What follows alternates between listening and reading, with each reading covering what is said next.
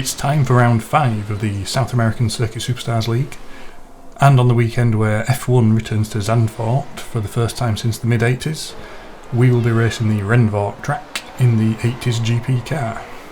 It's a 36 lap race this week, which should mean a race time of around 17 minutes, and for qualifying a hot lap should be somewhere around the mid 25 second mark. Heading straight into qualifying then. This week we've got quite a few absences, so there's just the one lobby, but we are seeing some returning names such as Mike Murphy and some new names such as Dax and Bottle of Scotch, who are joining us for the first time this week. I'm not entirely comfortable with the 80s GP car yet. I feel like the front end washes out a little bit since they've made some changes to the handling, but it's the same for everybody, so we'll see how we get on in this qualifying session. It's a 1 minute session, so that should give us time for 2 attempts at qualifying. In our first lap we come through. That's quite a good first section, so happy with that, how that's gone, although we're quite wide around the tricky right-hander there, and the chicane is difficult to get the nose into as well, and we're a little bit wide there. Through the last corner though, that's very tight, so across the line for a 25.7, that's not bad, although it's immediately beaten by Mike Murphy there. A little bit sharper through the opening section, a little bit tighter around that tricky hairpin. And much tighter around the right-hander, so this looks like it could be an improvement if we can nail the end of the lap. Much better through the chicane, much tighter on that entry. The last corner was a little bit wide, but hopefully we've done an improvement. And a 25.3, very happy with that. Let's see how the times roll down as the final few cars come across the line. We've beaten Minardi, we've beaten Mike, we've beaten Kenjo. In fact, that's pole, our first pole of the season. Very happy with that lap. So running down the grid, that's me on pole, Minardi in second, Mike in third, Kenjo in fourth, Dax with his debut performance comes in fifth, Muritopin and Bixen, the two teammates, in 6th and 7th. Imperium claims 8th spot, just ahead of Carlos. Scotch has shown some impressive performances earlier, so he'll be disappointed starting in 10th, and McVizn also looks like he's had a poor lap as well, down in 11th place. That's not up to his usual standards. And Rennvoort rounds out the top 12. We've made a bit of a habit of trouble in the first lap of the race, so hopefully starting on pole that'll help us out with it to stay clear of all those issues, get a good start and ideally pull away, but we're all too familiar with how fast Minardi and Mike are, so I'm not expecting this to be an easy race by any means. It's clean through the first few corners, at least at the front of the field, so very happy with that. And yeah, we just focus on getting his head down, hitting those apexes and hoping that we can hold off these quick guys snapping at our heels through the rest of the first stint. While it was a clean start for the front few, it looks like we've had a major incident in the group behind. As we go into the first corner, we can see Murito and Dax coming together. That sends Murito into the barrier and where he's collected by his teammate. There's an absolutely huge accident for Bottle of Scotch. He flies into the air. That looks like Imperium taking a big hit too. And as that continues towards the hairpin, McVizzen's thrown into the barrier as well. A huge incident with multiple cars. And a lot of damage by the looks of the smoke that's trailing from those as they carry on through the first lap. They're going to have a difficult first stint in terms of pace, and if they need to pit early to repair that damage, that's going to play havoc with their strategy for the rest of the race. It's a 36 lap race and you can stretch the fuel a little bit to last 9 laps. Unfortunately that means the strategy's pretty nailed on as a 3-stopper, so fuel savings are already begun. We're trying to maintain as much lap time as we can without going over our fuel budget, and we're just trying to maintain that small gap to Minardi and Mike Murphy right in behind. We've made a small mistake there, going a bit wide on the entry into the chicane, and that gives Minardi a little bit of a run on us, so he'll pull alongside down the main straight. Okay, I want to interrupt the action here just to take a moment to talk about Netcode. Netcode being the code and the infrastructure that governs how online games run and operate. Now, Circuit Superstars Netcode is probably a weak point, and one of the few reasons that I'd probably give as a negative point for anybody thinking of playing this game, especially if you want to play against people in other parts of the world. And that's about to play a big part in the way my race and my fight for the podium plays out. The netcode started out pretty good, I thought, and seemed pretty accurate, but apparently it was unreliable for some people, causing quite a lot of disconnects. They revised that with 0.2 patch, which frankly broke the online game for me, and I stopped playing it entirely for a month. And then what we're now playing with is a refinement of that code that was implemented in beta first and then just before 0.3. It's not too bad if you're playing in a server in your locale with other players from your locale, but when you're playing in a different territory and the ping gets high, then you start having really weird things, especially any kind of contact, any kind of brush of a barrier, anything like that can really cause the game to go a little bit crazy and cause some teleporting and warping, which is very off-putting. I'm recording this in September of 21, and I guess I'm appealing to Original Fire Games, Square Enix Collective, or the overlords at Square Enix. Please fix this before launch. In my opinion, this really needs to get fixed before this goes live, especially when it goes out to a wider audience on the various consoles. Anyway, back to the race.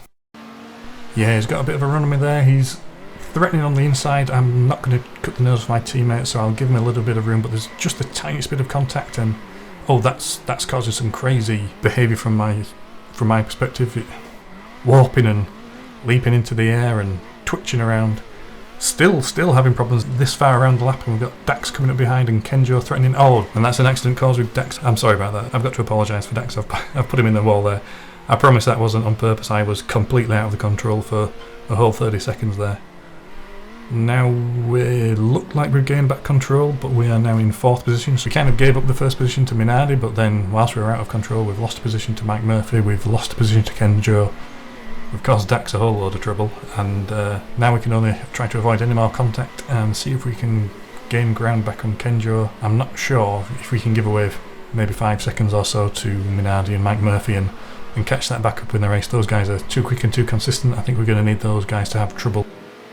After that strangeness from the netcode, we do seem to have settled down, so we are back into a rhythm. We're threatening Kenjo, we've got him within a corner, and we'll try and close him down before the next pit sequence. So here we are on lap 9, ready to head into the pits. We've got one of the Imperium cars closing behind them, could be McVizn, not quite sure. They're hassling us on their new tyres, but because of their pit stop they're currently a lap behind us. We're pulling into the pits behind Kenjo. We've at least maintained the gap, maybe gained it a little bit, so we're hoping to have a good pit stop here, move on to the next section. You can see the fuel and tyres are completely out, so we've got the most out of those. And we've had another little bug there. Again, that can happen when you've got high ping. It thinks you're moving when you get dropped from the tyres, and that interrupts your fuel flow, so that's not very helpful. That's another few tenths and maybe a second we've dropped back from Kenjo where we were when we pulled into the pits. So through this stint the tank is going to be the same. We're going to try and latch onto Kenjo, put him under pressure, see if we can get him to make a mistake. We'll chase him down for the next 9 laps and update you if you manage to pull any moves. So on lap 18 now, we're about halfway through the race. We're just mixing with, I think that's Carlos there, who's on a different lap to us. He's obviously using a different strategy, not using the 3-stopper that we are. If anything, we've lost a little bit of ground to Kenjo, we can see as we pull into the pits there.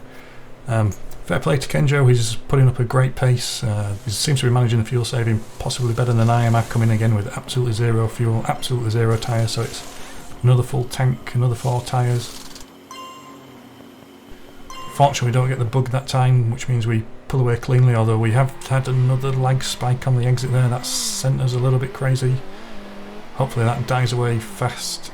Yeah, I think it's done by turn 3 there, so we're back to normal racing, but these little mistakes, these little quirks are costing us time, and that's not helping when we're trying to chase down Kenjo there.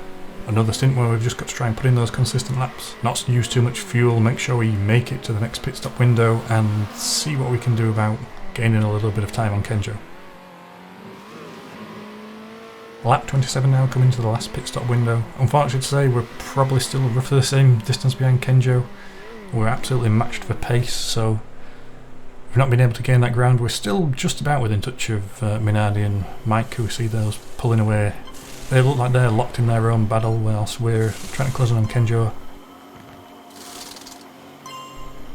We get that bug again, so that's cost us a little bit more time getting away from our pit stop.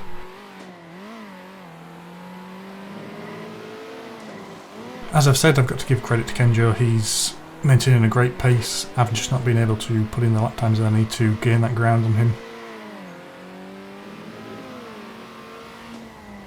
I don't think there's a whole lot between the top 4 in this race in terms of lap time. We've all been separated by a tenth or 2 between most of our laps.